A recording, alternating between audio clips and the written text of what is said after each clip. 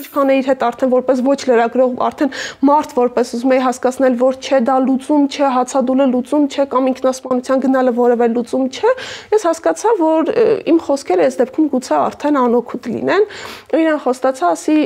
որևէ քայլի խնդրում եմ չգնաս, անգամ հացադուլի չդիմես, կփորձեմ եւս մեկ անգամ ահազանգ հնչեցնել։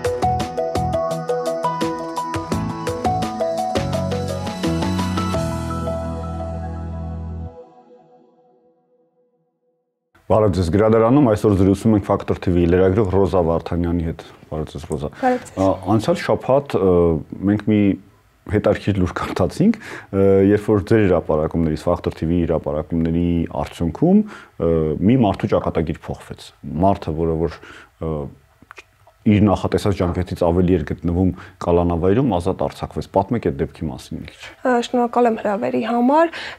Նախ նշեմ, որ մենք այս տարեսկզբին ենք ստացել ահազանգ 2025 թվականի հունվարի 5-ին կալանավորը կախվելու փորձ է կատարել, փորձելով այս ձևով իր խնդիրը բարձրաձայնել, սակայն խցակից, այսպես ասած, ժամանակին շուտ է հասել եւ կանխել է ողբերգությունը, այսինքն քրեակատարողական հիմնարկում նոր մահվան դեպք մենք չունեցանք հենց խցակցի շնորհիվ։ Կալանավորը մեզ ահազանգել է, խնդրել է իր մոտ գնալ, որովհետև նշել է, որ շատ լուրջ խնդրի առաջ է կանգնում եւ այլ ձևով, քան հանրայնացնելու ինքը որևէ լուծում չէր գտնում։ Բարձրաձայնել էր պատկան մարմիններին, ահազանգել էր մարդու իրավունքների պաշտպանին, անձամբ էր դիմել Անահիտ Մանասյանին, սակայն որևէ, այսպես ասած, արդյունքի այդպես էլ չէր հասել։ Մենք գնացինք իր մոտ հունվարի 20-22-ին, եթե չեմ սխալվում։ Եկեք սկզբից, էլի, այսինքն նկատեմ անունը ասենք երևի որտեղ դժվար է ու խնդիրը որն էր, հա։ Արմավիր քրեակատարողական հիմնարկում գտնվող կալանավոր Հարություն Մուրադյանի մասին է խոսքը, որը կալանքի տակ է 2019 թվականից։ Հոդված է այստեղ կապ չունի, չնայած կարող եմ ասեմ գողության մեղադրանքով էր կալանքի տակ գտնվում, այստեղ որևէ կապ չունի, որովհետև ինքը իր պատիժը արդեն իսկ գրել ստացել էր, պատժի կրման ժամկետը ավարտվել էր։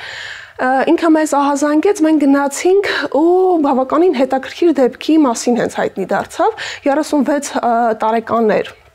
տարեկան է Հարությունը ու պատմեց, որ իր կալանքի ժամկետը, իր պատժի կրման ժամկետը ավարտվել էր 2024 թվականի նոյեմբերի վերջին։ Ինչ մենք իր մոտ էինք 2025 թվականի հունվարին ու նա դեռ այնտեղ էր։ Ասաց, որ ինքը նշում էր դատավորի սխալի պատճառով է, բայց մի փոքր եթե սկզբից գանք, թե խնդիրն ինչումն է։ Հարություն Մուրադյանի վրա 3 գործ կա, այսպես ասած, քրեական գործ։ Առաջի գործը հարուցվել էր 2019 թվականին, երկրորդը 2020 թվականին, երկրորդն էլ, եթե չեմ սխալվում, 2020 թվականի էլի վերջին էր եղել։ 3 գործի մասին էր խոսքը։ Առաջի գործով նախաքննությունը, ներողություն, դատաքննության ընթացքը ավարտվեց մի քանի օր առաջ ընդամենը։ Երկրորդ գործով, որի դատավորը Երևան քաղաքի ընդհանուր իրավասության դատարանի դատավոր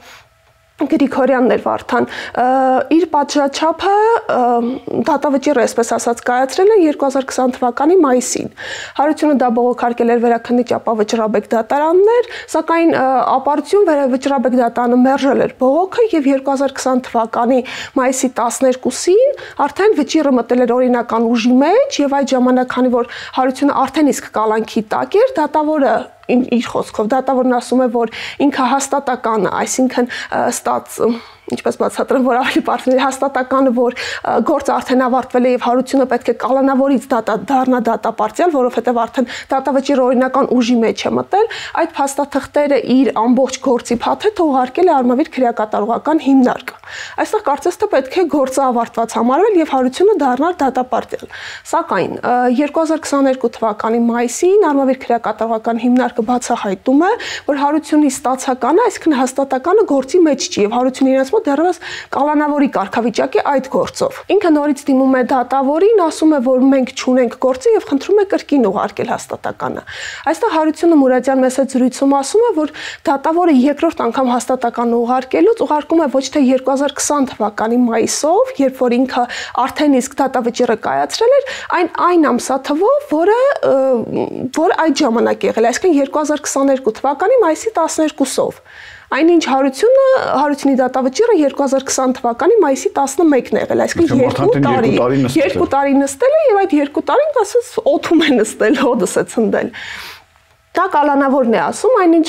դատավորը արդեն մեծ հեծրություն, երբ որ ես իրեն զանգել էի պարզաբանման համար, ինքը ասաց, որ թղթերի կապոցը այդ ամբողջ փաստաթղթերը ուղարկել է իրեն, ուղարկել է քրեակատարողական հիմնարկ, որտեղ հստակ նշվում է, որ 2020 թվականի մայիսից արդեն դատական ակտը մտել է օրինական ուժի մեջ։ Եվ այստեղ հարությունը այս մասին նշում է, որ 2 տարի շարունակ բարձրաձայնել է։ Դիմել է բոլոր պատկան մարմիններին, գլխավոր դատախազությունը, արդարադատության նախարարություն, մարդու իրավունքների պաշտպանին է հազանգել, այնտեղ ով գնացել է արդարադատության նախարարը կամ մարդու իրավունքների պաշտպան անձամբ է նրանց դիմել, սակայն միշտ լսել է պատասխանը, որ զբաղվում ենք։ Եվ այս ընթացքում, երբ որ մենք գնացել ենք, արդեն հունվարի 22-ին կալանավորը բավականին վատ վիճակում էր գտնվում, հոգեկան ծանր ապրումների մեջ էր, 2 մանկահասակ երեխա ուներ իր խնամքին, ասում էր, ես իմ պատիժը կրել եմ, ես չեմ ասում, որ ես հանցագործ չեմ կամ ես հանցանքը չեմ կատարել։ Ես իմ պատիժը կրել եմ, ես իմ այդ տարիները այստեղ անցկացրել եմ, ես հիմա խնդրում եմ, թողեք ես գնամ տուն։ Ինչքան էր ավել նստել։ Նոյեմբերի 29-ին պետք է արդեն պատժի կրման ժամկետը լրիվ ավարտված լիներ, սակայն նա դեռ քրեակատարողական հիմնարկում էր։ 24-ի նոյեմբերին կտրազատ 25-ի ապրիլին դեռ հունվարի դրությամբ ես նշում եմ մեր առաջի գնացած հարցազրույցը։ Բայց այստեղ մենք ունենք նաև այլ խնդիր։ Հարությունը 3-րդ հանցանքի համար, որի Կոտայքի ընդհանուր իրավասության դատարանի դատավոր Գոր Շահբազյանն ներկայացրել դատավճիռը, մենք ունեցանք այսպիսի մի կրկին խնդիր, այսպես ասած, հիմնվելով Վարդան Գրիգորյանի դատական ակտի վրա, այսինքն համակցված պատժաչափ պետք է նշանակեն, երբ որ մարդը արդեն իսկ դատավճիռ ունի, մյուս դատավորը պատժաչափ նշանակելուց հաշվի է առնում նախորդ դատավճիռը եւ դրան այսպես ասած համակցում է 2 պատիժները եւ վերջնական պատիժ նշանակում։ Այս դեպքում Գոր Շահբազյանը եւս համակցված պատիժ էր նշանակել եւ դատավճիռը կայացրել էր 4 տարի ժամկետով։ Այս 4 տարին սպառվելու էր 2026 թվականի դեկտեմբերին։ Այսինքն, եթե Վարդան Գրիգորյանի դատավճիռը կամ այսպես ասած, ուղղակի չեմ ուզում որևէ անմեղության կանխավարկած խախտեմ, որովհետև արդարադատության նախարարությունը քննություն է այս պահին։ Արդարադատության նախարարությունը քննություն է ընթանում։ Չեմ ուզի որևէ անմեղության կանխավարկած խախտեմ, հաստատականի պատճառով 3-րդ պատժաչափը նշանակվել է եւ ավարտվելու է 2026 թվականի դեկտեմբերին։ Այսինքն պետք է սկսել որ 3-րդը գոնե 20 թվականի սկսելու փոխարեն սկսում էր 22-ից։ 22 թվականին, հետո 22 թվականի դեկտեմբերին դատավճիռը կայացրել էր, 4 տարի ժամկետով 2026 թվականի դեկտեմբերին նոր ավարտվում էր։ Այսինքն այսպես խառը իրավիճակի մեջ էր կալանավորը հայտնվել եւ իսկապես իր համար անելանելի էր։ Ինքը նշում է, որ բոլոր կառույցներին դիմել է, սակայն անօգուտ։ Ու իր միակ ելքը տեսնում էր այս մասին հանրայնացնելը։ Ինքը անգամ իր խոսքի ընթացքում պարբերաբար նշում էր, ասում է, ես չեմ ուզում որևէ մեկը պատասխանատվության ենթարկվի։ Ես չեմ ուզում դատավորը, ես չեմ ուզում արդարադատության նախարարը, քրեակատարողական հիմնարկը։ Ասում է, ինձ այս պահին պետք չի, որ որևէ մեկը պատժի ենթարկվի։ Ես ուզում եմ գնալ տուն, ես ուզում եմ ազատ արձակվեմ, որովհետև իմ պատժի ժամկետը լրացել է։ Ես տունը ունեմ ընտանիք, ես ունեմ ինձ սպասող 2 երեխա։ Եվ ինչ արեց լրագրողը, ինչ արեց։ Լրագրողը այս դեպքում ես եւ մեր եւ Factor TV-ին մենք այս դեպքը հանրայնացրինք։ Եվ նշեմ, որ ինքը 3 գործ ուներ, ինչպես նշեցի, առաջինը Վարդան Գրիգորյանի մոտ էր, երկրորդը Գոր Շահբազյանի մոտ էր, այստեղ ունենք 2 դատական ակտ վերջնական, եւ 3-րդ գործը, որը դեռևս 19 թվականից է քննվում, իր ամենաառաջի հանցագործության դեպքն է, այսպես ասած, դրա վաղամության ժամկետն էլ լրանում էր 2025 թվականի հունվարին, այսինքն մեր գնալուց մի քանի օր հետո։ Բայց այստեղ մենք ունենք նաեւ վաղամության ժամկետի խնդիր, վաղամության ժամկետն անցնում էր հունվարի 29-ի եւ այսինքն կալանավոր վրա, այսպես ասած, որևէ գործ չկար այլևս։ 2 գործով ինքը արդեն իր պատժի կրման ժամկետը ավարտվել էր, 3-րդ գործով, որ ինքը դեռևս կալանավորի կարգավիճակում էր, հունվարին արդեն վաղամության ժամկետի հիմքով պետք է կարճվեր, որը արդեն իսկ եղել է այս պահի դրությամբ։ Մենք հանրայնացրինք, մենք դիմեցինք դատավորից պարզաբանում ստանալու, մենք դիմեցինք քրեակատարողական հիմնարկից պարզաբանում ստանալու, դիմեցինք մարդու իրավունքների պաշտպանին, որ հասկանանք ինչ քայլեր է ձեռնարկել, այսինքն բոլոր օղակները, որ պետք է պատասխանատվության տակ լիներ, ում պատասխանատվության տակ է կալանավորը, մենք բոլորին դիմեցինք։ Ստացանք պատասխաններ եւ այդ նյութը հրապարակեցինք։ Այսինքն ստացանք հարությունի տեսակետը, որ ասում էր դատավորը, որ ասում էր ես երկրորդ անգամ ուղարկել եմ, այն որտեղ նշվում է, որ դատական ակտը ուժի մեջ է մտել 2020 թվականի մայիսից։ Եվ այսպես ունեցանք պատկեր, մարդու իրավունքների պաշտպանները նշեց, որ դիմումները իրավունք չունեն հանրայնացնելու, որևէ անձի դիմում իրավունք չունեն հանրայնացնելու, միայն նշվում էր, որ զբաղվում են հարցով։ Հասկանում։ Այսինքն դուք ոնց որ հունվարից սկսեցիք գործով զբաղվել եւ առաջի հրապարակումը եղավ։ Առաջի հրապարակումը եղավ հունվարի 28-ին կամ 29-ին, եթե չեմ սխալվում։ Հունվարի 28-ին եւ 29-ին մենք հրապարակեցինք եւ սպասում էինք, այսպես ասած, արդյունքի, որովհետեւ մեծ այդ զրույցում դատավորներից մեկը նշում էր, որ փորձում են վրիպակը շտկել։ Հենց այդպես էլ ասում փորձում են վրիպակը շտկել, որ հասկանան ինչպես կարող են խնդիրը լուծել։ Բայց մենք փետրվարը անցավ այսպես շատ հանգիստ, մեզ հետ բարբերաբար զանգում էր Հարությունը, որովհետև ինքն էլ էր անհանգիստ, ուզում էր հասկանալ իր վերջին, այսպես ասած, փրկության օղակից որևէ հույս կա, թե իսկապես ստիպված է մինչև 26 թվականի տարեվերջ գտնվել կալանքի տակ, անազատության մեջ։ Եվ այստեղ մարտին արդեն կրկին հուսահատ քայլի դիմեց Հարությունը ու նրան միացան Արմավիր քրեակատարողական հիմնարկի եւս 4 կալանավոր եւ դատապարտյալ 5 հոգով հացադուլ հայտարարեցին։ Խնդրելով այս կերպ գոնը որևէ ուշադրություն դարձնել իր խնդրին։ 5 հոգով հացադուլ հայտարարեցին, 2 օր անց հսկող դատախազը գնաց Հարությունի մոտ, որ հասկանա ի վերջո ինչն է խնդիրը։ Հարությունի խոսքով դատախազը իրենց այցելել եւ խոստացել է, որ որևէ ձևով կփորձեն շտկել իրավիճակը։ Նրան հավատալու եւ ասել էին, որ եթե չեմ սխալվում, ուրբաթ օրը հայտարարել հացադուլ, կիրակի օրը արդեն դատախազը իր մոտ էր գնացին եւ ասել էր դուրս արի, որովհետեւ երկուշաբթի օրը քո գործով վերջի դատական նիստն է, այսինքն նրանով, որը վաղամության ժամկետը պետք է արդեն իսկ ավարտվեր։ Գնա ասել էին, թող դրա այդ գործն էլ փակվի, մենք կհասկանանք ինչ անենք։ Հարությունը եւ ընկերները դուրս էին եկել հացադուլից, երկուշաբթի օրը նիստը չէր կայացել, որովհետեւ մենք ունենք խնդիր, ինձ թվում է բոլորն էլ գիտեն, ուղեկցող գումարտակի խնդիրը, երբ որ կալանավորներին եւ դատապարտյալներին պետք է ուղեկցեն դատարան, սակայն քիչ լինելու պատճառով շատ հաճախ նիստերը հետաձգվում եւ տապալվում են հենց դրա պատճառով։ Հարությունը կրկին չէր կարողացել ներկայանալ այդ գործով դատական նիստին եւ այստեղ արդեն ավելի հուսահատ քայլեր Եվ վերջին զանգը, որը ինձ ստիպեց, որ ես այդ հրապարակումը եւ Factor TV անունից նոր ահազանգը հնչեցնել, Հարությունը արդեն գտնվում էր ինքնասպանության շեմին։ Ինքը ինձ բառացի ասաց, որ այլ երկ իրեն չի մնում, որովհետև որևէ ձևով չի կարողանում ուշադրություն հրավիրել, իրեն անընդհատ խաբում են, իրեն անընդհատ հույս են տալի եւ նա որևէ ձևով չի կարողանում իր խնդիրը լուծել։ Նա ասում էր, ես 36 տարեկան եմ, ես մոտավորապես 5 տարի գտնվել եմ անազատության մեջ, եւ mä ուզում եմ դուրս գամ իմ ընտանիքին միանամ, սակայն օրենքն է սխալ, պատկան մարմիններն են սխալ, թերի աշխատանքի անփույթ ինչ որ մի բանի պատճառով ինքը շարունակում է մնալ անազատության մեջ։ Ասում են, ես այստեղ իսկապես այլ ելք չեմ տեսնում։ Ես ինչքան է իր հետ արդեն որպես ոչ լրագրող, արդեն մարդ որպես ուզում էի հասկացնել, որ չէ, դա լուծում չէ, հացադուլը լուծում չէ կամ ինքնասպանության գնալը որևէ լուծում չէ, ես հասկացա, որ իմ խոսքերը այս դեպքում գուցե արդեն անօգուտ լինեն։ Իրեն խոստացա, ասի որևէ քայլի խնդրում եմ չգնաս, անգամ հացադուլի չդիմեց, կփորձեմ եւս մեկ անգամ ահազանգ հնչեցնել։ Ու այս դեպքում եղավ հրապարակում Facebook-յան էջի միջոցով ինձ այստեղ շատ օգնեց նաև Factor TV-ին, որ հենց Factor TV անունից ներկայացվեց, այսպես ասած, այդ ամենը, ու նշեցի, այսպես ասած, մի փոքր գուցե տեքստը երկար էր, բայց փորձեցի հանրությանը ներկայացնել մի քանի կետեր, թե ինչու է կալանավորը անազատության մեջ, ովքեր են պատկան մարմինները, ինչ պետք է անեին, որ չեն անեն եւ ինչ բարձաբանում է նրանցից յուրաքանչյուրը տալիս։ Եվ ներքևում նշել էի արդեն այս գործով պատկան բոլոր մարմիններին, անգամ վարչապետ Նիկոլ Փաշինյանին էի նշել էի Բարձրագույն դատական խորհրդի անդամներին, Արդարադատության նախարարին, Մարդու իրավունքների պաշտպանին, քրեակատարողական ծառայության, այսինքն բոլոր հնարավոր կետերով փորձել էի ուշադրություն հրավիրել։ Ուրախություն ինձ բավականին մեծ արձագանք ստացա, որովհետև եւ տարածումներ շատ եղան, եւ այդ օրը հենց երեկոյան ինձ հետ պատկան մարմինները կապվեցին, ուզում էին հասկանալ խնդիրը ինչն է, ինչումն է եւ ինչ կարող են անել։ Արդեն այստեղ ինձ համար մի կարևոր փաստի վրա եմ ուզում ուշադրություն հրավիրել, երբ որ ես Հարությունի գործով զանգում էի իր գործով ներգրաված հանրային պաշտպանին ինձ համար մի շատ զավեշտալի, այսպես ասած շակերտավոր ասած, абսուրդ պատասխան տվեց, որևէ անուն չեմ ուզում հանրայնացնել, որովհետև գուցե իսկապես ինքը գործում է օրենքի շրջանակում, ես հասկանում եմ, որ ինքը իսկապես օրենքի շրջանակում է գործել, բայց ինձ համար մի փոքր այնքան էլ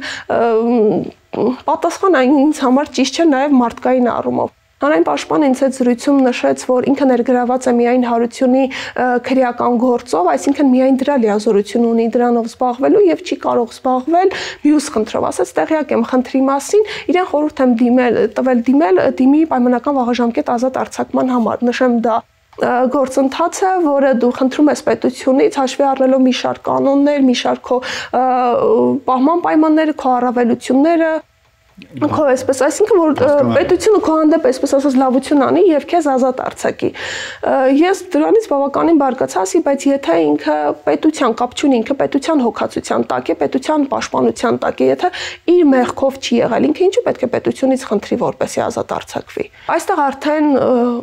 երբ որ ես հասկացա, որ Հարությունին իսկապես այլ երկ չի մնա, ես խնդրի բարձրաձայնելուց հետո արդեն մասնավոր փաստաբան որոշեց, որ պետք է զբաղվի, դե բնականաբար առանց գումարի, որովհետև հասկանում ենք, եթե լավ փաստաբան լիներ, մենք չէինք դիմի հանրային պաշտպանի գրասենյակին, չնայած չեմ որևէ կասկածի տակ չեմ դնում նրանց ունակությունները, պարզապես հասկանալով հանրային պաշտպանի գրասենյակի գերծանրաբեռնվածությունը, մտածում ենք, որ գուցե մեկ գործը նրանց անգամ ավելի լարվածությունը կմեծացնի։ Եվ այստեղ ուզում եմ նաև ուշադրություն հրավիրել, որ շատ արագ արձագանքեցին Արտադրության նախարարությունից։ Անուն առանց անուններ հնչեցնելու նշեմ, որ անգամ ես հրապարակում արել էի ուրբաթ օրը, ուրբաթ գիշերվանից մինչև շաբաթ օրը Կիրակի օրը ինձ Արտադրության նախարարության ներկայացուցիչները զանգում էին, գրում էին եւ աշխատում էին, հենց ուսումնասիրում էին գործը, թե ինչի են եկել այդ իրավիճակին, որ անձը, որը պետք է ազատ արձակվեր կամ պատժի կրման ժամկետը լրանում էր նոյեմբերին, ինքը դեռևս անազատության մեջ է, այսինքն մենք արդեն ապրիլ էինք անազատության մեջ է եւ կարող եմ ասել, որ ընդամենը 4 օրում Հարությունը կարողացավ ազատ արձակվել։ Դատական նիստ եղավ։ Դատական նիստ եղավ, այս դեպքում արդեն քրեակատարողական ծառայությունն էլ արձագանքեց, քրեակատարողական ծառայությունը դիմեց Կոտայքի մարզի ընդհանուր երևակայության դատարանի դատավորին, այսինքն վերջին դատական ակտը կայացրած դատավորին, խնդրեց, որ իր վերջնական դատական ակտում, որտեղ նշված էր, որ պատժի սկիզբը հաշվել 2022 թվականի մայիսի 12-ից փոխի եւ ուղի 2020 թվականի մայիսի 12-ը, այսինքն քրեակատարողական ծառայություն, Կոտայքի մարզի ընդհանուր երևակայության դատարան, Արտադրության նախարարություն, այսպես ասած, այս 3 տրանզիտով փորձ կատարվեց եւ հասանք արդյունքի, որ Հարություն Մուրադյանը 4 օր անց, ես կարող եմ ասել ուրբաթ օրը արդեն երեկոյան, երբ որ մեզ թվում էր, եթե շաբաթ Կիրակի ընկնի եւս 2 օր անազատության մեջ կմնա, մենք կարողացանք ուրբաթ օրը երեկոյան արդեն Հարություն Մուրադյանը ազատ արձակվեց։ Եվ այստեղ այդ ընթացքում նախորդ շաբաթվա ընթացքում նաև վերջին գործով նիստը քրեական գործը Դավիթ Բալայանն էր, վերջի դատավորը արդեն կիրառվեց վաղեմության ժամկետը 5 տարինը եւ այդ մի գործն էլ փակվեց, այսինքն Հարություն Մուրադյանը մի քանի օր, այսպես ասած կարող եմ ասել, որ պահվեց լրիվ ապօրինի կալանքի տակ անազատության մեջ, որովհետեւ այդ գործով, վերջի գործով Դավիթ Բալայանի ինք վաղեմության ժամկետը լրացել էր, մյուս գործերով ինքը արդեն լրիվ, այս դեպքում կարող ենք ասել, դատական ակտ օրինական ուժի մեջ էր մտել եւ նա պատիժը կրել էր եւ հաստատի անգամ մի քանի օր լրիվ ապօրինի անազատության մեջ ինքը մնաց, գուցե դրանով էր պայմանավորված նաեւ Արտադրության նախարարության կամ քրեակատարողական հիմնարկի եւ պատկան մարմինների այսքան արագ աշխատանքը։ Մարդը ոնց որ թե իր խնդիրը ներկայացրել էր պատկան մարմիններին, դիմել էր բոլոր հնարավոր ինստիտուտներին, բայց խնդիրը չէր շարժում տեղից։ Միայն լրագրողների միջամտությունից հետո, հրապարակումներից եւ համառությունից հետո մարդու խնդիրը լուծվեց։ Ինչի է այդպես, այսինքն ինստիտուտները չեն աշխատում, մինչեւ լրագրողը հրապարակում չանի եւ ինքն էլ իր անձնական ժամանակի թերևս հաշվին ավելի շատ չպնդի, որ այդ մարդու հարցերից ինչն է խնդիրը։ Ոնց որ բան չի փոխվել, այդ խնդիրը ոնց կար, այդպես եղել է, ուղղակի հրապարակումներ են եղել։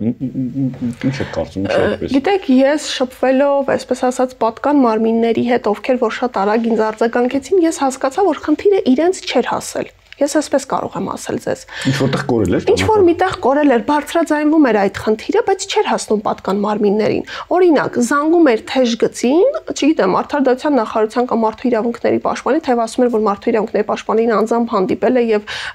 պաշտպանի խոսնակն էլ արձագանքել էր հենց Factor TV-ի գրառման տակ, նշել էր, որ իրեն այցելել են, իրենք զբաղվում են։ Սակայն խնդիրը կարծես թե հենց վերին օղակներին չէր հասել։ Թե այստեղ խնդիրը գուցե ստորին օղակներ են, որոնք չեն հասցնում, որոնք աչքաթող են անում, որոնք գուցե ոչ միտումնավոր անփութություն են ցուցաբերում, նշում են դե լավ հերթական ահազանգն է կամ մենք այստեղ կապ չունենք։ Օրինակ ձեզ մի այսպեսի բան ասեմ,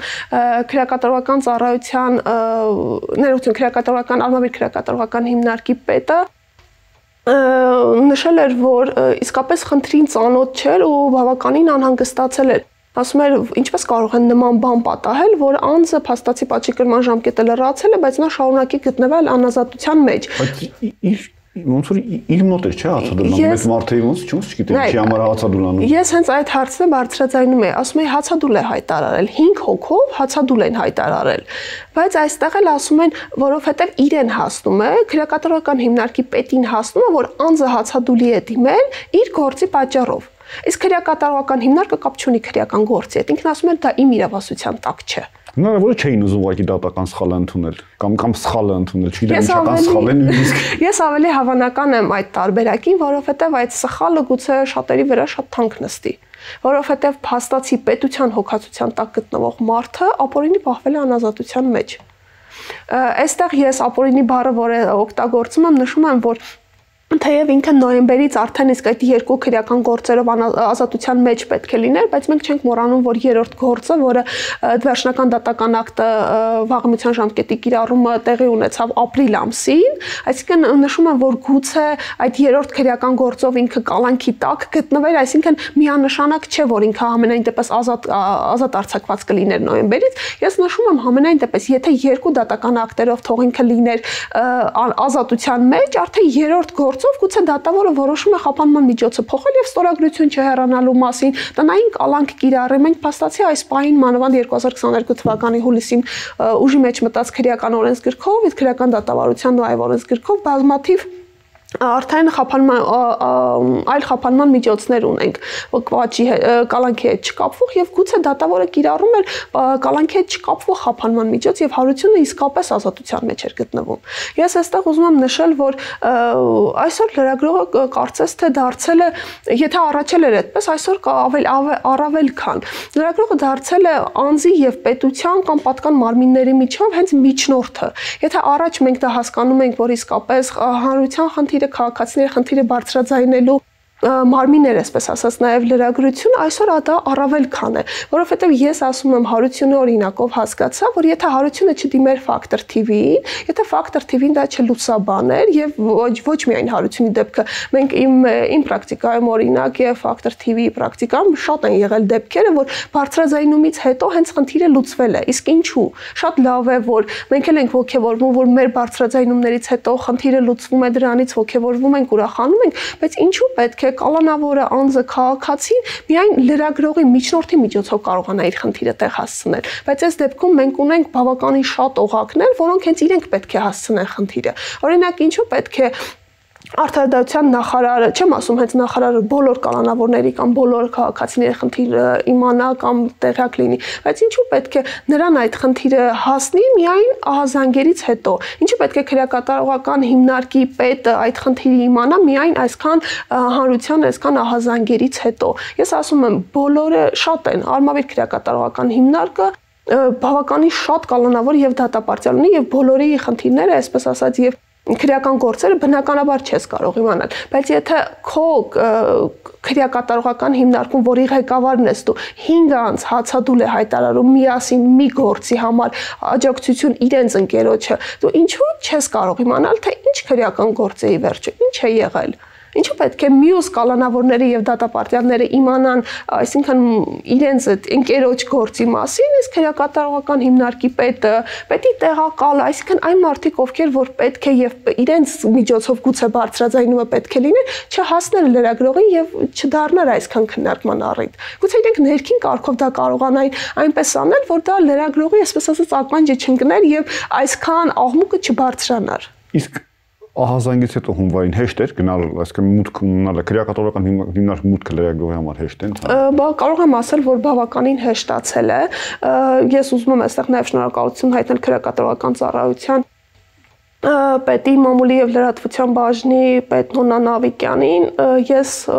արդեն երևի 10 տարուց ավել է իրավական ոլորտի մեջ եմ, հենց իրավական լրագրող եմ, ինչքան դիմել եմ քրեակատարողական հիմնարկ գնալու հետ, եթե դա կապված չի եղել որոշ խնդիրների հետ, իմ մուտքը միշտ արգելված չի եղել։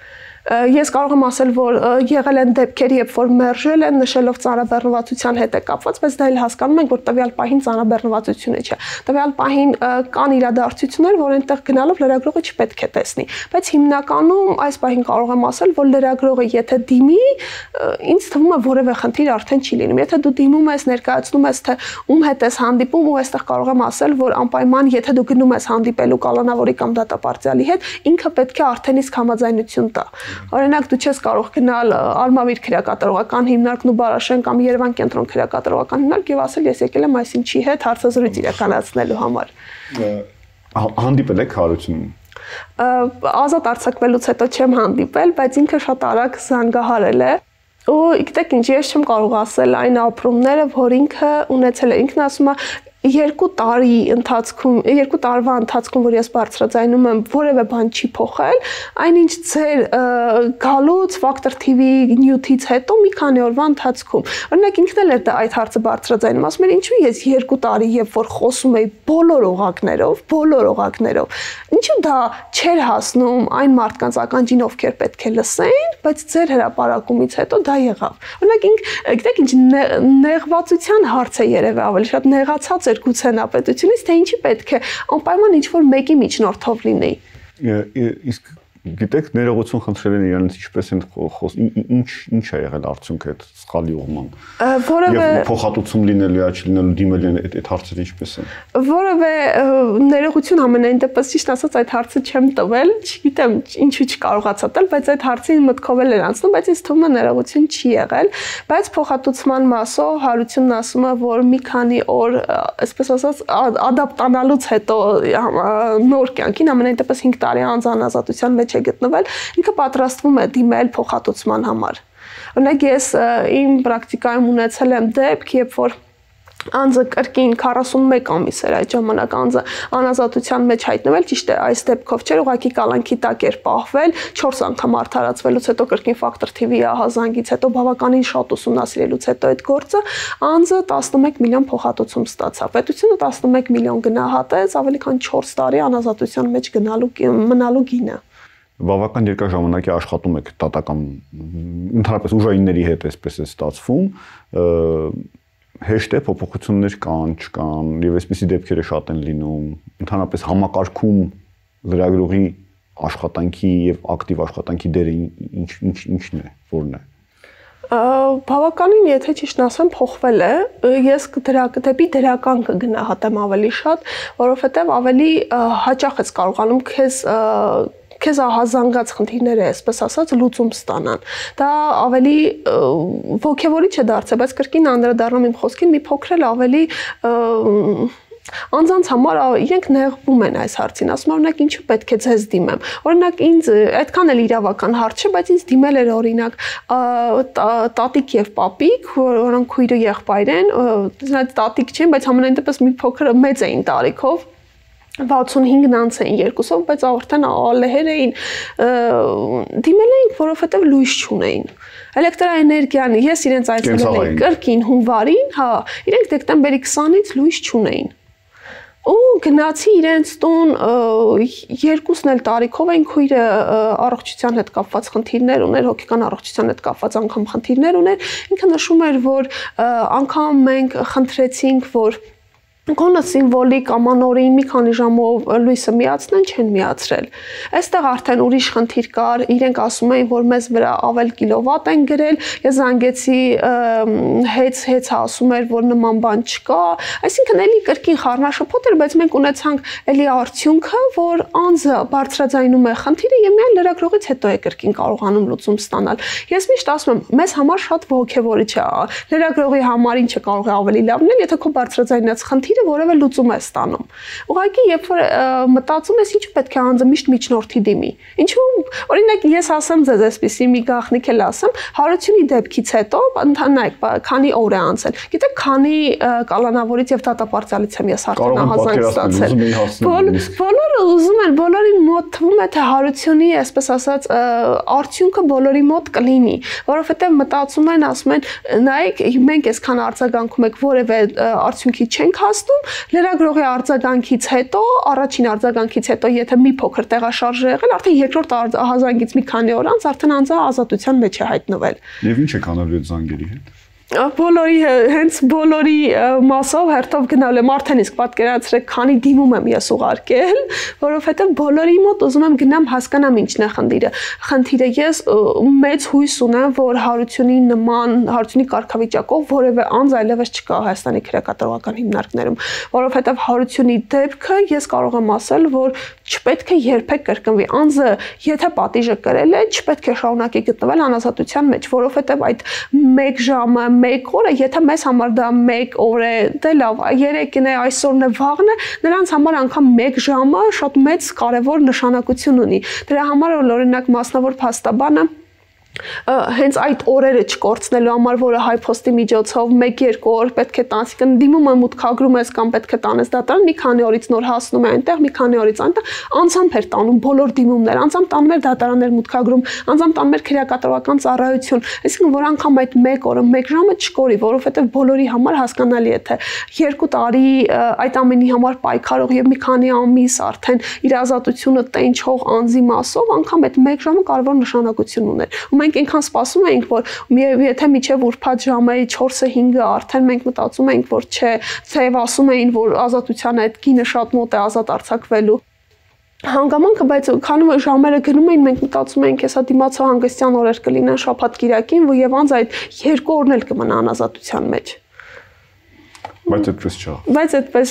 այո, ես ասում եմ, էլի պատկան մարմիններին, չգիտեմ, իսկապես չգիտեմ ում աշխատանքի պատճառով էր հարությունը շարունակել մնալ անազատության մեջ, բայց այս դեպքում շատ արագ արձագանքեցին ու շատ արագ գործեցին։ Ես ասում, իսկապես նրանց շնորհակալ եմ, թե հիմա իրենց քննության արդյունքում ով մեղավոր դուրս կգա, որ կառույցը դուրս կգա, այս դեպքում արդեն ես լրիվ իրենց իրավասության տակ եմ դրել, ես այստեղ դատավոր չեմ կամ ես այստեղ անձ չեմ, ով պետք է ինձ պատասխան տա։ Բայց թեման չեք շարունակել։ Ես իհարկե շարունակել եմ։ Ուղղակի ես արդեն չեմ խառնվել։ Ես կգրեմ այդ մասին, արդյունքի մասին, թե վերջում ով էր մեղավոր։ Ուղղակի ես ճիշտ չեմ, ես այս դեպքում իսկապես դատավոր չեմ, որ ես ասեմ, այ դու էիր մեղավոր կամ այ դուք էիք մեղավոր։ Թող ներքին քննությունը բարձի, չգիտեմ, ծառայողական քննություն կլինի, թե իրենց կարգապահական ինչ որ պատասխանատվության հարց կլինի, բայց թող դա արդեն իրենք բարձան, ես մեծ սիրով արդյունքի մասին կգրեմ ու իսկապես կցանկանամ, որ այն մարդիկ, այն կառույցի անփութությունը, որ եղել է եւ որը անազատության մեջ գտնվելու Կալանավորի անազատության մեջ գտնվելու պատճառն է հանդիսացել, ես շատ կցանկանամ, որ իսկապես որևէ թե չեմ ասում աշխատանքից ազատելը կամ գոնե նկատողություն լինի, որ հասկանա, որ երբ որ ազատության մեջ գտնվող անձը երբեք չի հասկանան ազատության մեջ գտնվող անձի հոգեվիճակը եւ այդ 1 օրը 1 ժամ անգամ մի քանի րոպեն թե ինչքան թանկ է որ դու գտնես ազատության մեջ կամ քո հարազատների կողքին լինես։ Շնորհակալություն զրույցի համար։ Շնորհակալ եմ ձեզ էլ։